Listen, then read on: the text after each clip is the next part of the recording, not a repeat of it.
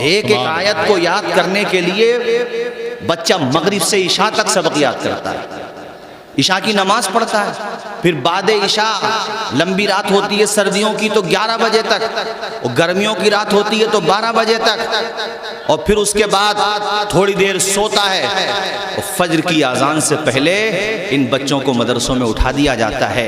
आप क्या समझते हैं कि आपके ऊपर अजाब नहीं आ रहा? तो ये आपका कमाल है? नहीं, ये मकीने गुंबदे खजरा की दुआओं का कमाल है और इन बच्चों की तिलावत का कमाल है। सुभान अल्लाह, सुभान अल्लाह। आप नहीं पहचानते मदरसों की अहमियत को। मैंने देखा है कि कोई वीक पॉइंट हो जाए या कोई वीकनेस बच्चों की सामने आ जाए, कोई भी कुछ भी कह देता है। कोई बच्चा मेहनत करे, पढ़ लिख जाए और फाइनेंशियली जरा सा स्ट्रांग हो जाए, वो उसकी दुनिया भी भली हो जाए और अल्लाह की तौफीक से आखिरत भी भली हो जाए, तो तबसरे होते हैं कि उलमा पे ये सरमाया कहाँ से आया, इनके पास ये दौलत कहाँ से आई। तुमने रातों में उनकी मेहनतें नहीं देखी? तुमने सफर हजर में उनकी मशक्कतें नहीं देखी? जब तुम नाश्ता भर, उसके बाद दोपहर का खाना अपने पसंद के एतबार से, शाम का खाना आपकी पसंद के एतबार से, उस वक़्त वो बच्चे किस तरह से मुफलिसी परेशानी के दौर से गुजर रहे थे। अपनी माँ को रोता हुआ छोड़ के आता है तालिब इल्म। आप 2-4 दिन अपने बच्चों से दूर रहकर देखो, पता चल जाएगा। लेकिन एक तालिब इल्म जिसकी उम्र अभी है ही क्या, 12 साल का, 15 साल का, 20 साल का वो तालिब इल्म, माँ आप दीदा होती है, आंखों में आंसू होते हैं और बच्चों के सर पे दस्ते शफ़क़त रखती है और हजरत फातिमा उम्मुल खैर की सुन्नत अदा करते हुए कहती है, बेटा मेहनत से तालीम हासिल करना। वो बच्चा अमरोहा से कोई जा रहा है मुबारकपुर, कोई जा रहा है जामिअतुर रज़ा, कोई जा रहा है जमदा शाही, कोई बच्चा जा रहा है रोनाही, कोई बच्चा जा रहा है जामिया नईमिया। ओ भाइयों, ये कोई आसान काम नहीं होते। कभी उन उलमा की मेहनतें भी देखो, इनकी मशक्कतें भी देखो, और याद रखो अगर ये मदरसे ना हो तो तुम्हारी मस्जिदों में नमाजें कौन पढ़ाएगा? तुम्हारी मस्जिदों की जो फलक ये मीनारे हैं, इन मीनारों से जो सदाए तौहीद और रिसालत बुलंद होती है, बताओ वो कौन बुलंद करेगा? पैदा होने के बाद तुम्हारे बच्चों के कानों में आजान कौन देगा? तुम्हारी उंगली पकड़ के तुम्हें मस्जिद तक कौन लेकर के जाएगा? इन मदरसों का एहसान मानो, और कभी मदरसे वाले तुम्हारी चौखट पर रसीद काटने चले जाएं, उन पे फप्तियां न कसो, उन पे तंज न कसो। अरे वो जिस तरह भी चला रहे हैं, उनका कलेजा चीर के देखो तो पता चल जाएगा मदरसा चलाना कोई ये मामूली बात नहीं होती है। कितने लोगों की तरह तरह की बातें सुनना पड़ती है, तब जाकर के मुस्तफा के चमन को आबाद किया जाता है। और याद रखना, कान खोल करके सुनो, मस्जिद और मदरसे में हर किसी का पैसा नहीं लगता तनवीर भाई, उसी का लगता है जिसको अल्लाह तौफीक देता है। सुभान अल्लाह, सुभान अल्लाह। बेशक बाज़ों को देखा है वो तनकीद करते हैं कि हम बड़े मालदार हैं, हमारी मूंछ बड़ी लंबी है, हमारा कुर्ता बड़ा लंबा है। अबे सबके कुर्ते सिमट जाएंगे मरने के बाद। कफन के 3 कपड़े लेके जाएगा अमीर पति की पूंछ। बड़े बड़े अरबपति खरबपति दुनिया से कुछ लेके न गए। वो दुबई का प्रिंस जिस दिन उसका इंतकाल हुआ, ट्विटर पे उसकी कब्र नंबर 1 पे ट्रेंड कर रही थी। सब यही लिख रहे थे, उम्रे दराज ला मांग के लाए थे 4 दिन, जो 2 जुस्तजू में कट गए 2 इंतजार में। और भाइयों कुछ भी लेके नहीं गया। वो बुर्ज दुबई बनाने वाला, वो दुबई की सड़कों को कालीन से खूबसूरत बनाने वाला क्या लेके गया बताओ मुझे। लेकिन साथ ही साथ में तुम्हें बताना चाहता हूं, तुम्हारे करीब में मुरादाबाद है एक वो सदरुल फाजिल बदरुल मासिल, जिसके कलम को अल्लाह ने सैले रवा बना दिया था, जिस फन पे लिखता था हक अदा कर दिया करता था। अल्लाह अकबर, जो बैक मुफस्सिर कुरान भी था, मुहद्दिस भी था, मुकर्रिर भी था, खतीब भी था। और जब खिताब फरमाता तो लबों से फूल झड़ते थे। सदरुल फाजिल को बच्चा बच्चा जानता है, इसलिए नहीं कि वो अरबोपति थे, इसलिए नहीं कि वो खरबोपति थे। अरे उनके पास दौलत थी या नहीं थी, मगर इल्म का जो समंदर उन्होंने मुरादाबाद में फैलाया, उसकी लहरें पूरी दुनिया में फैलती चली गई, उसके चिराग पूरी दुनिया में जलते चले गए।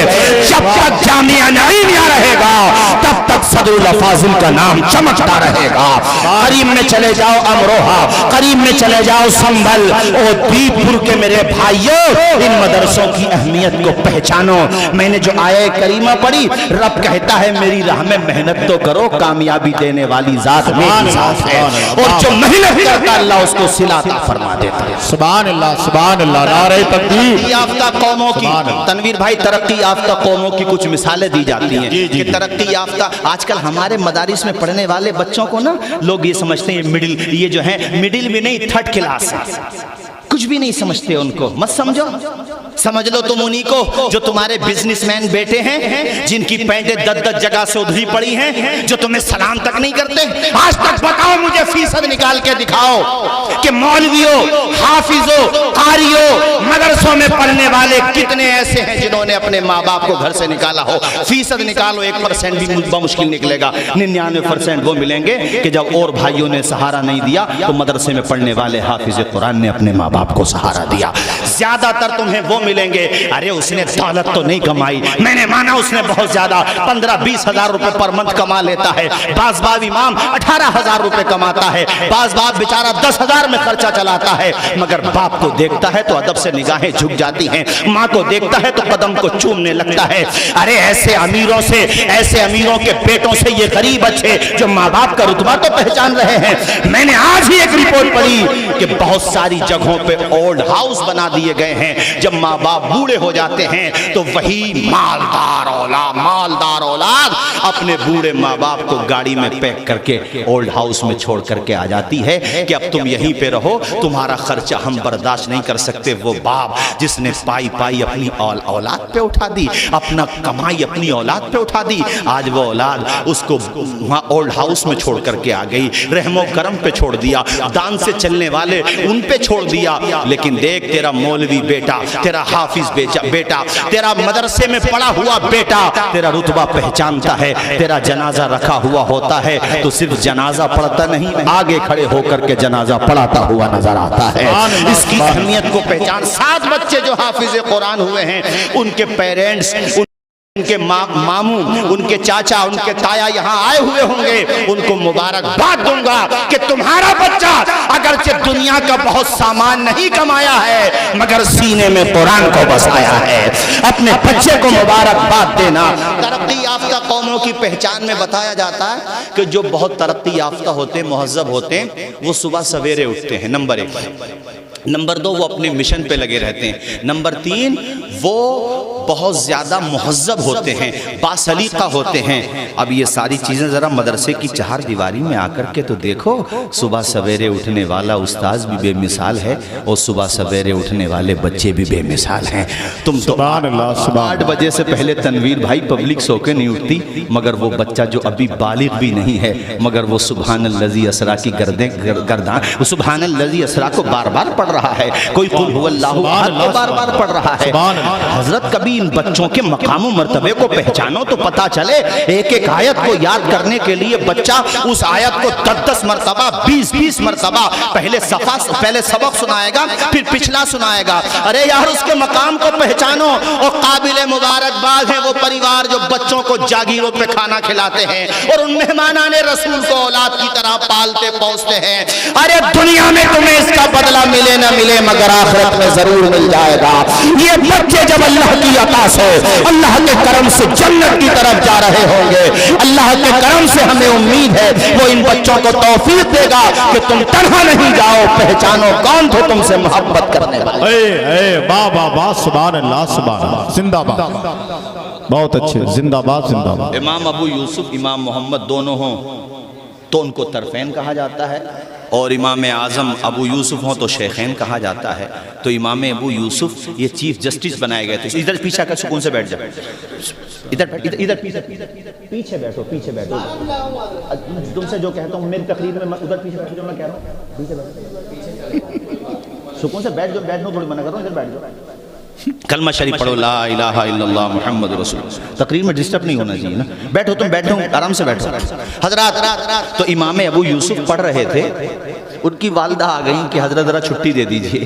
तो इमाम अबू यूसुफ ने मुस्कुरा के कहा, ए अबू यूसुफ की अम्मी, पढ़ने दे अबू यूसुफ को, तेरा बेटा एक दिन वो आएगा कि ज़ाफ़रान और बादाम का हलवा खाएगा। सुभान अल्लाह। जरा जोर से बोलें सुभान अल्लाह, और ऊंचा बोलें सुभान अल्लाह, और मचल के बोलिए ना सुभान अल्लाह।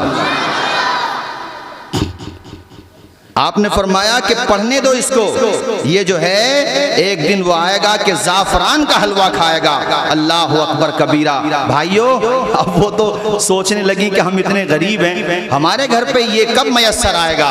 अब हजरत इमाम अबू यूसुफ पढ़ते रहे और अपने दौर में आसमान इल्म व फजल पर बदरे मुनीर बन के सुभान अल्लाह सुभान। इमाम अबू यूसुफ को कौन नहीं जानता है, ऐसी बड़ी शख्सियत के मालिक हैं अल्लाह अकबर, जिनको चीफ जस्टिस बनाया गया हो। तनवीर भाई साहब, वाह सुभान अल्लाह, बहुत अच्छा। चीफ जस्टिस समझते हो, काजियों का काजी, जैसे अपने भारत में सुप्रीम कोर्ट है ना, उसका जज नहीं, चीफ, जजों का जज, जो जब तक डन नहीं कर दे किसी बड़े फैसले पे तब तक फैसला बाहर नहीं आ सकता। चीफ जस्टिस बनाए गए अबू यूसुफ इमाम आजम के शागिर्द। तो खलीफे वक्त ने वो हलवा भेजा जिस हलवे को उस्ताद ने कहा था।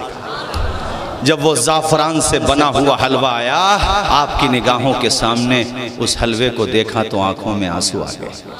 हाय हाय, अपने उस्ताद की याद आ गई। इस बात को तो हम भी कहेंगे कि बच्चों कामयाब हो जाओ और बहुत तरक्की मिल जाए तो उन्हें मत भूल देना कि जब तुम्हें कोई नहीं जानता था तब उन्हें सहारा लगाया था। तो मैं देखता हूँ कि बाज़ लोग जो है तरक्की मिलने के बाद इतराने लगते हैं, घमंड का शिकार होते हैं। कोई भी हो, कसे बाशत कुजा बाशत, लेकिन अपने उस्ताज़ों को याद रखो, अपने माँ बाप को याद रखो। एक दौर वो भी तो था जब कोई नहीं था तो तुम्हारे माँ बाप थे, कोई नहीं था तुम्हारा उस्ताद था, टूटी चटाई पे बैठ के तुम्हें पढ़ाता था। इसलिए ये बात भी याद रखना चाहिए। मैंने तब कहा ये फर्मा बर्दाश्त शागिर्द हैं इमाम अबू यूसुफ। हलवा देखा तो रोने लगे।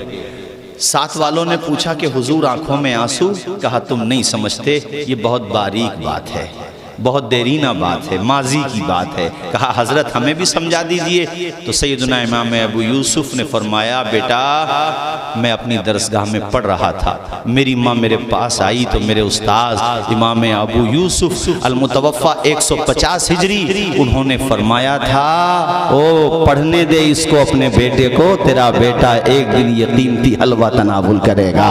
आज ये हलवा जब मेरे सामने आया तो मुझे अपने उस्ताद की वो दुआ याद आ गई। दुआएं ले लो, दुआएं ले लो।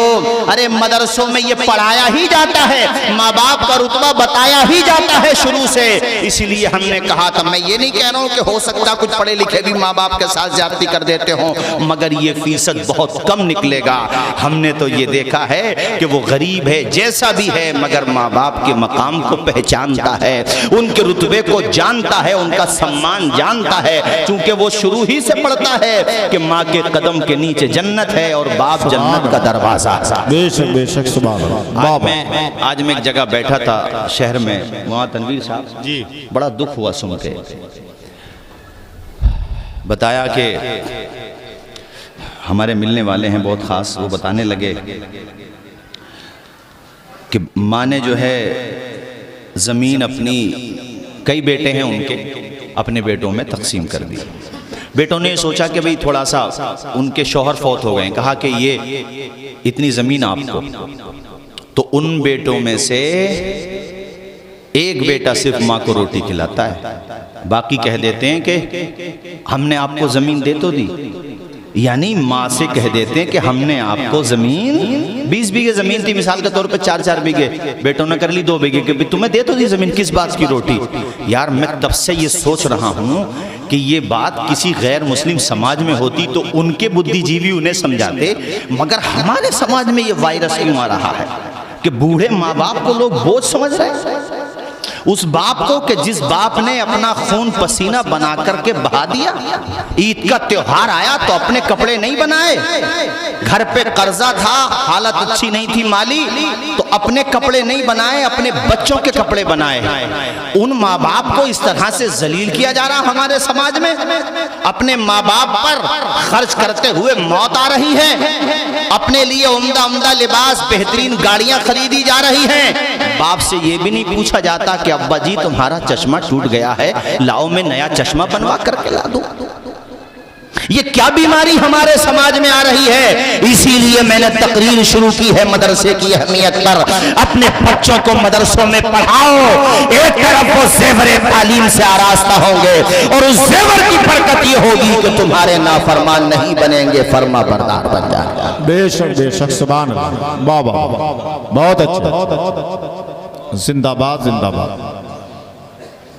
सुभान अल्लाह सुभान। अरे जिंदगी एक दरख्त है यार, उस दरख्त की जड़ तो बाप ही है। सुभान अल्लाह। उस दरख्त की जड़ माँ बाप है। अगर तुम जड़ को ही काट दोगे तो दरख्त कितना ही तनावर हो जाए, उसे सूखने में भी ज्यादा वक्त नहीं लगेगा। जी जी, इसलिए मैंने तुमसे जोर दिया है कि बच्चों को मदरसों में पढ़ाओ, क्योंकि मदरसों में ज्यादा जोर दिया जाता है कि अपने माँ बाप की खिदमत करो, अपने माँ बाप की सेवा करो, अपने माँ बाप का कहना मानो। मैं सुनता रहता हूँ, अखबारात में भी पढ़ता रहता हूँ, लखनऊ में माँ से डेटा के पैसे मांग रहा था बच्चा। मोबाइल की लत लग गई है ना, जैसे आदत हो जाती है, वायरस। तो अपनी माँ से पैसे मांग रहा था उसमें डेटा कराने के लिए, माँ ने पैसे नहीं दिए, तो इतना उसके अंदर हिंसा पैदा हुई कि उसने अपनी माँ का मर्डर कर दिया। एबीपी न्यूज पे चली खबर, अपनी माँ का मर्डर कर दिया, अपनी माँ को कत्ल कर दिया। ऐसा समाज तैयार मत करो, अपने बच्चों को मदरसे में भेजो ताकि तुम्हारे बच्चे मदरसे की चार दीवारी में अपना मकसद भी पहचाने और तुम्हारी इज्जत करके दुनिया को दिखा दें। वो जीते जी दुनिया में जन्नत का मजा लेंगे, वो जीते जी दुनिया में जन्नत का मजा लेंगे, जो बाप को खुश रखेंगे और माँ की दुआ लेंगे, जो बाप को खुश रखेंगे और माँ की दुआ लेंगे। तुम कहोगे मौलाना तौसीफ रजा साहब, माँ बाप का कहना मानने से क्या होता है, माँ बाप की खिदमत करने से क्या होता है, बूढ़े माँ बाप के कदम दबाने से क्या होता है, माँ बाप की ज्यादा से ज्यादा उनके इशारे अबरू पे गर्दिश करने से क्या होता है। मैं आपको बताना चाहता हूँ, जो माँ बाप का कहना मानता है उसे दुनिया में मोहब्बतों का पैगाम मिलता है, मरने के बाद हौज़ कौसर का जाम मिलता है।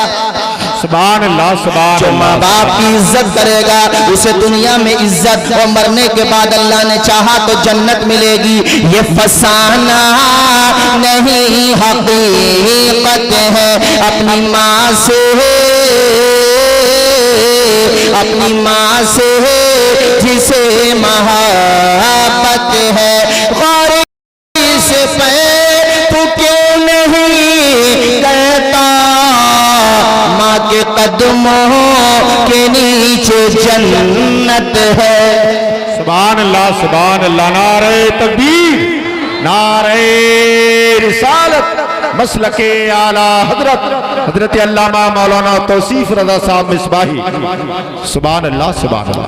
बाद में इसका ध्यान रख लियो, थोड़ा बेचारा कमजोर तो है, खैर ये नईम है तो कमजोरी है, बाद में ध्यान रख लियो। बस तुम आके बैठ जाया करो, नईम तुम्हारा खुद जलसे वाले ध्यान रख लिया करेंगे, सुकून के साथ बैठ जाया करो, जलसे वाले खुद ध्यान रख लेंगे। और लगे हाथ तो ये शेर भी सुन लो, कौन कहता है दूर रहे। सुभान अल्लाह, जरा बोलो, आप बोलो, आप मैं बुलवा रहा हूं तो बोलो जोर से सुभान अल्लाह।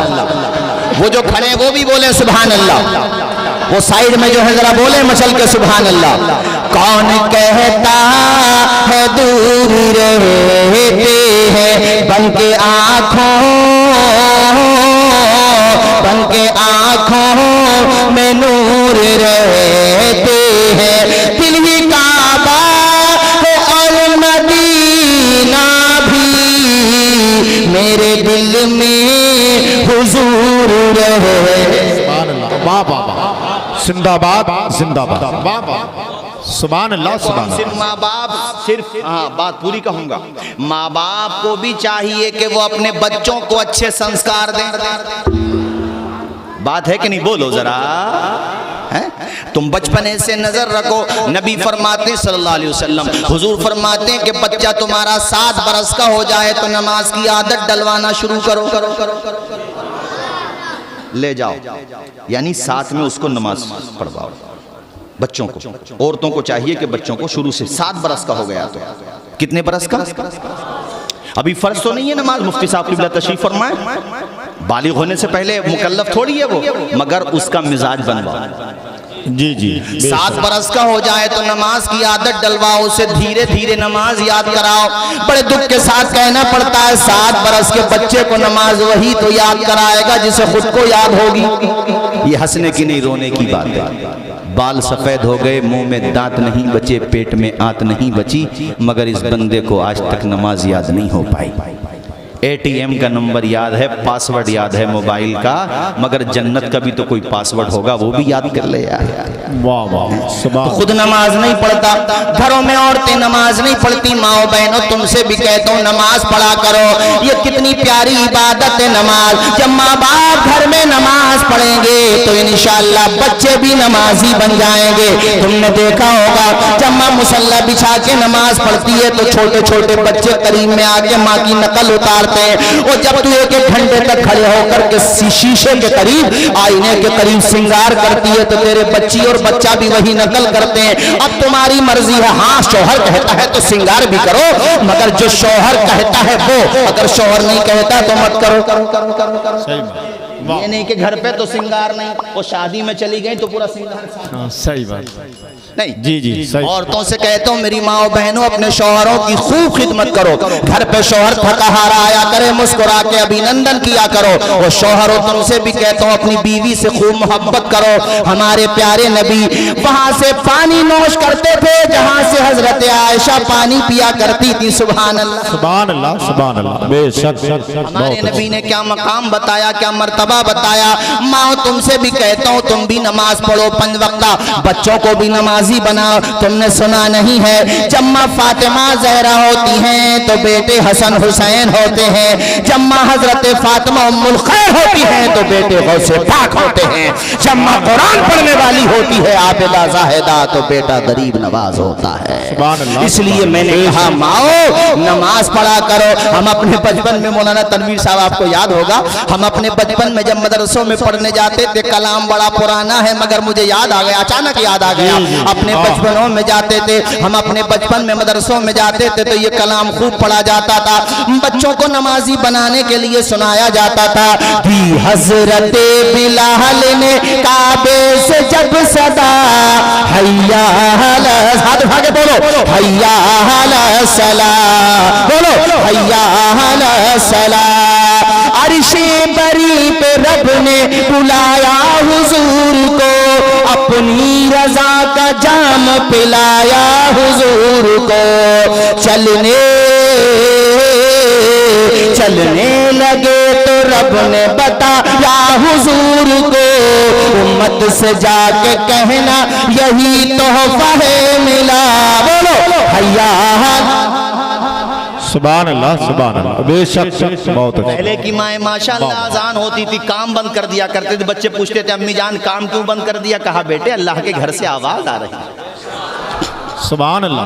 आज तो माँ के भी बोलियां मुड़े हुए हैं, उसे आजान की आवाज नहीं आ रही है। जी जी टेलीविजन पे गाना सुना जा रहा है तो झूम रही है माँ भी। नहीं माओ देखो याद रखो, ये औरतें बैठी हैं इनसे कह रहा हूँ, और सिर्फ औरतों से नहीं आपसे भी कह रहा हूँ, 7 साल के हो जाएं तो बच्चों को नमाजी बनाओ। तुम्हारा बच्चा स्कूल में पढ़ता, कॉलेजेस में पढ़ता, तो साइड से एक आलिम का इंतजाम करके उसका बेहतरीन ट्यूशन लगाओ ताकि वो कुरान पढ़े। क्या मतलब इंग्लिश मीडियम वाले टीचर को तो 1500 भी दे रहा मुस्कुराते हुए, अबे मालदार की पूंछ, कम से कम उस इमाम को भी दे दे 1000 रुपए है कि मेरा बेटा अरे पढ़ा, कौन मना कर रहा। मेरे संपर्क में बहुत से MBBS डॉक्टर हैं माशाल्लाह, हमारे संभल में है, क्लिनिक में कुरान शरीफ रखते हैं। एक दिन मैंने मुस्कुरा के पूछा भाई डॉक्टर साहब, तो कहने लगे हजरत मेरी माँ ने मुझे समझाया था बेटे कितने ऊंचे बन जाना, इस किताब को मत छोड़ देना, ये किताब हाथ में रहेगी तो तरक्की होती रहेगी, इस किताब का दामन थामे रहना। कहा माँ ने मुझे संस्कार दिया था कि बेटे अपने दिन का आगाज फजर की नमाज से, उसके बाद कुरान की तिलावत से किया कर। सुभान अल्लाह बेशक। संभलाओ में मिलवाता हूँ, तो ये तो घर से जहन बनाओ, तुम्हारा बेटा MBBS बने, तुम्हारा आमीन बोलो, तुम्हारा बेटा इंजीनियर बने, खूब तरक्की करे, मगर ये याद रखना दीन भी पढ़े साथ में, इस्लामियात भी पढ़े। ऐसा भी ना हो जैसे मैंने एक तकरीर में अभी बयान किया कि बेटा लंदन पढ़ने गया, इधर पिताजी बेचारे रिश्ता ढूंढे बैठे थे कि अपने भारत में शादी करेंगे, कहीं रिश्तेदारी में या कहीं पे रिश्ता ढूंढा था। जब एयरपोर्ट पे रिसीव करने गए तो बेटा इस हाल में आ रहा कि एक हाथ में थैलिया, दूसरे में अहलिया मैवल्दियत के।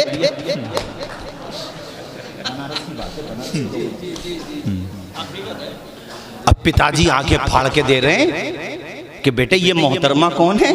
कहा पिताजी ये मोहतरमा नहीं है, आपकी बहू है। अबे कितना बेगैरत है। वो बेचारा सीधा सज्जन बूढ़ा बाप था, जमीन बेच के बेटे को पढ़ाया था। अब वो क्या करता, वो बहू है, अब वो बहू भी अपने भारत वाली थोड़ी, वो तो मैडम थी। अब वो यहाँ कहाँ टिक पाती, कुछ दिनों रुकी, फिर उन्होंने कहा मुझे तो आवा हवा शूट नहीं करती। अब ये बूढ़े समझ नहीं पाते, आधी भाषा समझ में आती थी, कुछ सिखा दी थी बेटे ने, आधी पल्ले नहीं पड़ती थी। तो एक दिन बेटे से कहने लगे, बेटे तू क्या मुसीबत लेके आया है, इससे अपने देहाती सही थी। तो हुआ ये कि फिर वो चला गया मैवल्दियत के, यानी उसके साथ में जो भी सामान था वल्दियत से मतलब ये है यार, वो चला गया वापस फिर हजरत। अब बेटा पढ़ाया भी, उससे क्या फायदा? तभी तो मैं कह रहा हूँ पढ़ाओ खूब, मगर संस्कार अपने भारत के दो। बेशक बेशक, वाह वाह। और भारत में गरीब नवाज का संस्कार भी तो शामिल है, तो हम तो गरीब नवाज का संस्कार देंगे। इसलिए मैंने कहा बच्चों को पढ़ाओ, मगर साथ में कुरान के लिए। अच्छा एक बात मैं कहता हूँ, मैंने तकरीरों में और भी कही है, अल्लाह करे आप तक पहुंच जाए यार, और इस पे अमल हो जाए। भाई हमारी तो जितनी बसात खैर लापरवाही हो जाती है, हमें भी मजीद मेहनत करना चाहिए। हमारे वहाँ क्या होता है हजरत, मदरसे में कंप्यूटर भी हो, चलो ठीक है हो, मदरसे में मैथ भी हो, चलो ठीक है हो, ज़रूरत है, इंग्लिश भी हो, चलो ये भी हो, हमने मान लिया। जबकि ये सब्जेक्ट होने चाहिए, हम मानते हैं, जितना हमें ज़रूरी है उतना हम मानते हैं, क्योंकि ये भी ना हो कि हम आलिम बन गए और पूछताछ की खिड़की पर जाके पूछ रहे हैं कि बिहार को ट्रेन कौन सी जा रही है, सीवान को। ये भी नहीं हो। इसलिए हमारे मदरसे में अल्हम्दुलिल्लाह पढ़ाया जाता है। और आपको सुन के ताज्जुब होगा कि मदारिस के जो तलबा JNU, जामिया, अलीगढ़, उसके अलावा जहाँ जहाँ भी कॉलेजेस में जाते हैं, बेहतरीन नंबरों से पास नहीं होते, बल्कि टॉप करके दिखा देते हैं अल्हम्दुलिल्लाह। चूंकि उन्हें पता, अरे हमारे साथ पढ़ते थे, बिहार के शाहिद खान नाम है उनका, IAS बने माशाल्लाह, बिहार में पोस्टिंग है उनकी। IAS बनना कोई मामूली बात है, मगर बन के दिखा दिया। भाई जो 30 पारे अपने सीने में महफूज कर सकता है, वो कौन सा इम्तिहान नहीं निकाल सकता? भाई साहब मुझे नहीं बोलोगे जोर से सुभान अल्लाह।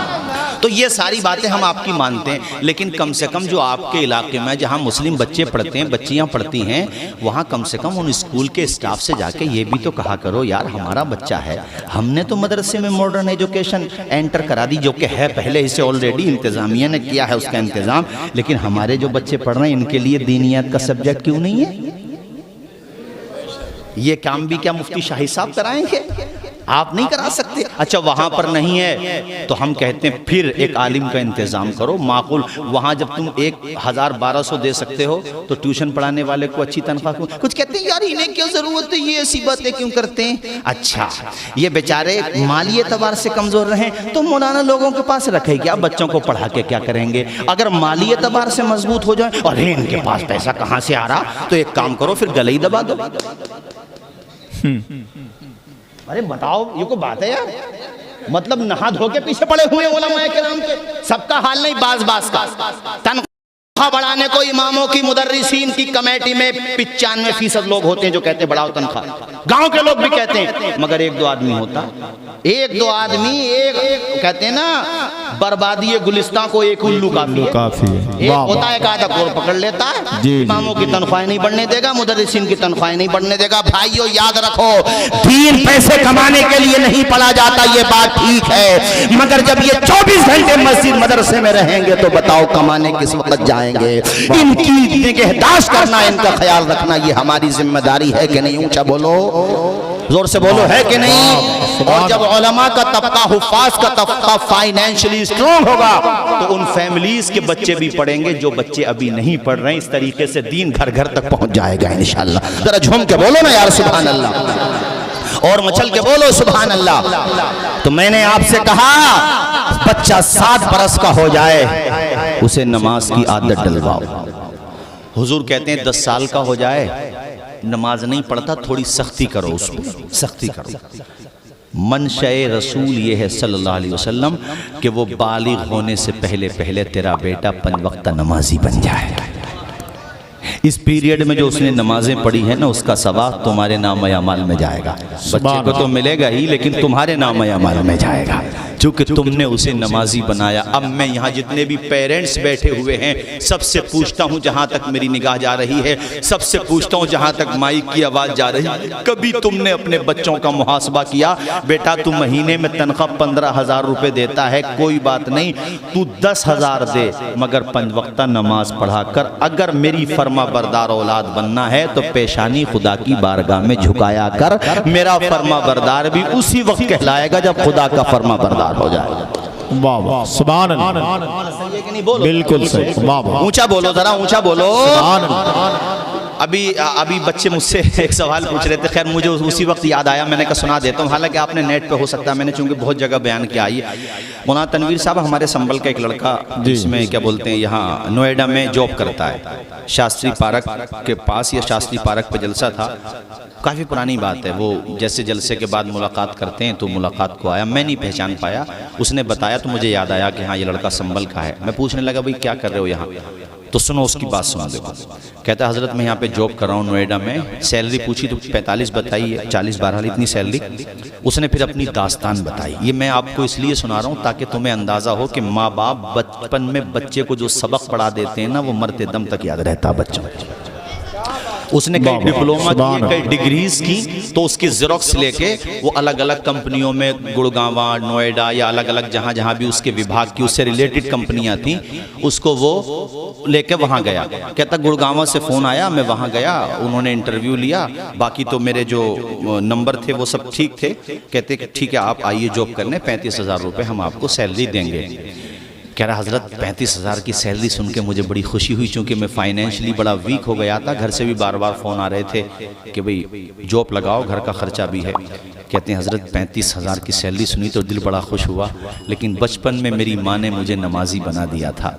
मैंने अपने सर से कहा, जो मैनेजर था या कंपनी का मालिक था, कि सर आप जो है मुझे ज़ोहर की नमाज़ पढ़ा करेगी बीच में, 10 से 4 बजे तक या 5 बजे तक जॉब होगी तो ज़ोहर की नमाज़ तो पढ़ेगी भी और असर की भी पढ़ेगी। तो कहा सर ये 2 नमाज़ें पढ़ने की परमिट दे दें, मैं यहीं पे पढ़ लिया करूँगा अपने रूम में। कहते हैं वो खड़ा हो गया गुस्से में, कहता है यार तुम नमाज़ पढ़ने आए हो या जॉब करने आए हो?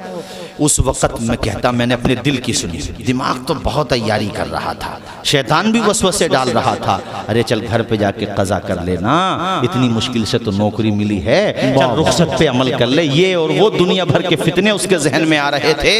कहता हज़रत लेकिन मैंने सोचा बैठे बैठे कि मालिक जब तूने मुझे टैलेंट दिया है, तूने मुझे सलाहियत दी है, तूने मुझे यहाँ तक पहुँचाया है, तो मंजिल तक पहुँचाने वाली ज़ात भी तेरी ज़ात है। या अल्लाह जब तूने मुझे काबिल बनाया है तो रिस्क देने वाली ज़ात भी तेरी ज़ात है।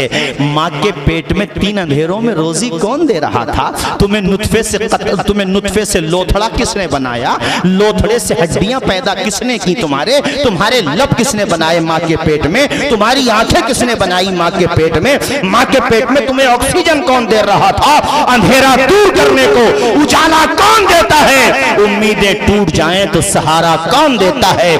शिकम की आग जब बढ़कर कलेजा छलनी करती है, बुझाकर तिश्नगी मुंह में निवाला कौन देता है? वो जो पत्थर में भी कीड़ों को ग़िज़ा देता है, वो खुदा है जो हम सबका काम बना देता है। कह रहा था हजरत मैंने ठोकर मार दी सैलरी को। सुभान अल्लाह, नारे तकबीर, आइए नारे रिसालत, उलमाए अहले सुन्नत, हजरत अल्लामा मुफ्ती हम्माद रज़ा साहब क़िबला, हजरत अल्लामा मुफ्ती मोहम्मद हम्माद रज़ा साहब क़िबला, उलमाए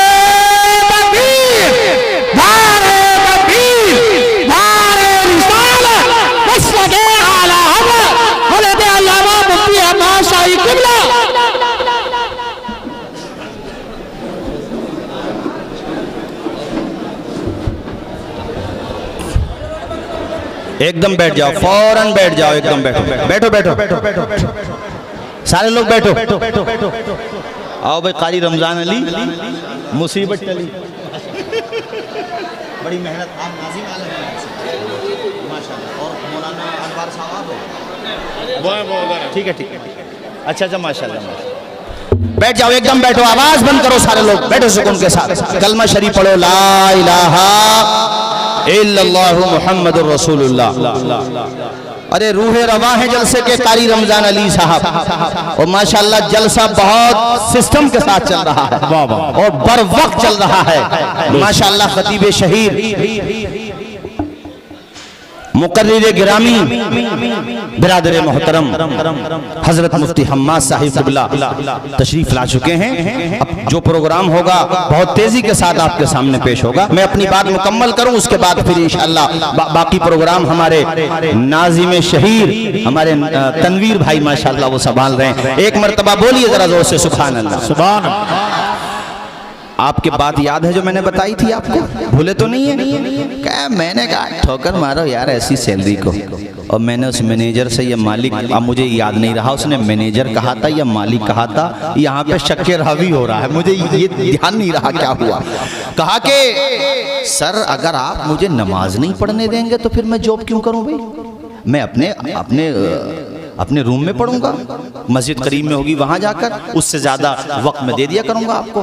कहते उसने कहा तो आप जाइए, हमारे पास तो बहुत आते रहते हैं। कहा ठीक है, आपको नौकरी करने वाला मिल जाएगा और अल्लाह ताला मुझे रिस्क दे देगा, रिस्क देने का वादा तो उसका है। कहते मैं घर आ तो गया, लेकिन मेट्रो स्टेशन में बैठा हुआ था और बार बार शैतान भी वसवसे डाल रहा था कि यार लगी लगाई जॉब तूने छोड़ दी। मैं आया, अपने रूम पे किराए पे रह रहा था वो लड़का। कहता रूम पे आया तो चूंकि उसने मैंने बताया था ना अपनी डिग्रियां जो थी उसके पास, उसका जीरोक्स अलग अलग कंपनियों में भेज रखा था। कह रहा था नोएडा की कंपनी के मैनेजर का फोन आया कि आप आइए, हमने आपके मार्जिन देख लिए हैं, आप आइए बैठ के बात करते हैं, इंटरव्यू दीजिए। वहां गया, इंटरव्यू दिया। कहते नौकरी डन फाइनल, और कहा कि बेटा हम आपका सिलेक्शन करते हैं और आपको सैलरी देंगे हम 45,000 रुपये। वाह वाह, सुभान अल्लाह। 40 या 45,000 रुपए बताया, यानी वहां से ज्यादा। तो कहते हैं मैंने सैलरी सुनते ही कहा कि सर ऐसे ऐसे मेरे साथ एक एक्सीडेंट हो चुका है, आपसे मैं पहले बताता हूं कि 2-4 हज़ार रुपए कम दें वो मुझे मंजूर है, लेकिन मैं नमाज छोड़ूं ये मुझे मंजूर नहीं है। सुनो यार दीपपुर आसपास के मेरे भाइयों, वो गैर मुस्लिम था, मैनेजर या कंपनी का मालिक। कहते हैं वो इतना खुश हुआ, कहता यार तू इतना अच्छा मुसलमान है, तू ऐसा मुसलमान है, जब तू नमाज नहीं छोड़ सकता तो मेरी कंपनी के साथ धोखा कैसे कर सकता है? तू ईमानदार भी है, अमानतदार भी है, तेरी पेशानी में सजदों की तड़प लगती है, तू नबी का सच्चा गुलाम लगता है। और कहा बेटा नौकरी पक्की, अरे तू 2 टाइम की ना, तू तो मगरिब की भी यहाँ से पढ़ के जाना, तू तो यहाँ पे रहना। कहता हजरत इतना ट्रस्ट करता मेरे ऊपर, इतना यकीन करता है कि और नुमाइंदों पे उतना यकीन नहीं है और जॉब करने वालों पे उतना भरोसा नहीं है जितना मेरे ऊपर भरोसा करता है। पता ये चला खुदा की रहमत की तरफ जो एक बालिश्त बढ़ता है, अल्लाह की रहमत उसकी तरफ 2 बालिश्त बढ़ जाती है। जो खुदा की, अरे बात तो सही, हम तो माइल बकरम है, कोई साइल ही नहीं, राह दिखलाएं किसे रहरवे मंजिल ही नहीं। अभी तेरा बेटा आ रहा हो सऊदिया से, कतर से, बहरीन से, कोया से, दुबई से, और तेरी बेटे की फ्लाइट हो 3 बजे की, पूरी रात नहीं सोता, दीपपुर से सीधा निकल जाता है 11 बजे, ताकि जस्ट राइट टाइम तू 2 बजे वहां पहुंच जाए। 1 घंटा पहले अपने बेटे को रिसीव करने के लिए पहुंच गया। अच्छी बात है, ठीक है, तुझे जाना है सुबह को अपने खेतों के लिए खाद खरीदना है, लाइन में जाकर के लग गया। जब नोटबंदी हुई थी तो लोग 2-2 किलोमीटर नहीं 10-10 किलोमीटर लाइन में लग रहे थे, क्यों? पैसा निकालना था। ओ भाई दुनिया के लिए तू लाइन में लगता है, कभी रात में तहज्जुद के लिए भी तो 3 बजे उठ जाया कर, कभी रात में 2 बजे उठ जाया कर, कभी नमाज के लिए भी तो लाइन में लगा कर, कभी वुजू करने के लिए भी तो अपने दिल में जज्बा पैदा कर। उसने वादा किया है कुरान में, उजीबु दावत दाई इज़ा दान, ओ बंदे तू झोली तो फैला, तेरी झोली भरने वाली जात मेरी जात है। तू अल्लाह से मांग तो सही, वो तुझे इतना देगा, तेरी दुनिया भी कामयाब, तेरी आखिरत भी कामयाब है। इसलिए मैंने तुमसे कहा था अंधेरा दूर करने को उजाला कौन देता है, उम्मीदें टूट जाएं तो सहारा कौन देता है। शिकम की आग जब बढ़कर कलेजा छलनी करती है, बुझाकर तिश्नगी मुंह में निवाला कौन देता है। वो जो पत्थर में भी कीड़ों को ग़िज़ा देता है, वो खुदा है जो हम सबका काम बना देता है। उसने अल्लाह की रजा के लिए 35,000 की सैलरी छोड़ी, अल्लाह ने 45,000 की लगवा दी। और इज्जत रही अलग, वकार रहा अलग। यार अल्लाह पे भरोसा तो करो। सूखी टहनी को साज देता है, पत्थरों को भी नाज देता है। सूखी टहनी को साज देता है, पत्थरों को भी नाज देता है। उसकी कुदरत के सब करिश्मे हैं, उसकी कुदरत के सब करिश्मे हैं। जिसको चाहे नवाज देता है, और दिल धड़कता है, नब्ज़ चलती है, आबो गिल से सदा निकलती है। जरा ऊंचा बोलो ना सुभान अल्लाह। देखो अल्लाह की रहमत पे भरोसा करो, उम्मीद रखो, तवक्कुल करो। जब सारे रास्ते बंद होते हैं ना, तब भी उम्मीद की किरण खुदा के करम ही से नजर आती है। पढ़ो मेरे साथ सारे लोग, मेरे भाइयों। दिल धड़कता है, नब्ज़ चलती है, आबो गिल से सदा निकलती है करिश्मा खुदा की कुदरत का, है करिश्मा खुदा की कुदरत का, जिससे कुल कायनात पलती है। पंजवक्ता नमाज पढ़ा करो। 3 पैगाम मैंने आज की तकरीर में दिए, चूंकि अभी प्रोग्राम और चलना है और बिरादर मोहतरम हजरत मुफ्ती हम्माद साहब को भी तशरीफ लाना है। मैं चाहता हूं भरपूर वक्त मिले उनको भी। और माशाल्लाह मेरी तकरीर भी आपने बहुत मुनासिब वक्त में शुरू करा दी थी। अजीज उतना ही रखो कि दिल बहल जाए, उतना भी ना चाहो किसी का दम निकल जाए। इतना ही बहुत सुन लिया, अब यही काफी है भाइयों। ये बात कहूं फिर उसके बाद 3 बातें। एक तो पंजवक्ता नमाज पढ़ना है और बच्चों को नमाजी नहीं, आवाज आएगी नमाजी। मैं चाहता हूं जो खड़े हैं वो भी बोलें, जो बैठ गए ये भी बोलें। औरतें नहीं बोलें, आप सब बोलें नमाजी। बच्चों को नमाजी। नंबर 2, बच्चों को मदरसों में पढ़ाना है। नंबर 3, अपने माँ बाप की खूब खिदमत करना है। मुख्तसर वक्त में ये 3 बातें मैंने आपके सामने रखी। अपने बच्चों को मदारिस से जोड़िए, 5 वक्ता नमाजी बनाइए, खुद भी नमाजी बनिए, खुदा की बारगाह में पेशानी झुकाइए। जो सर खुदा के आगे झुकता है ना, वो किसी हुक्मरान के आगे नहीं झुकता है। वमा अलैना इल्लल बलाग। अस्सलामु अलैकुम व रहमतुल्लाहि व बरकातहू।